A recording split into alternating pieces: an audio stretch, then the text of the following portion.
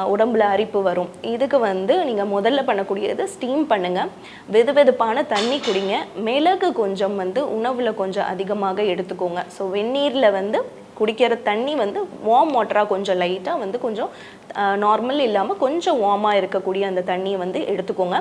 அதை வந்து கொஞ்சோண்டி மிளகு போட்டுக்கோங்க. மிளகு நீங்கள் போட்டு கொஞ்சம் ரெகுலராக நீங்கள் அதை குடிக்கும் போது நல்லா இங்கே தொண்டையில் இருக்கக்கூடிய சளி எல்லாமே குறையும்.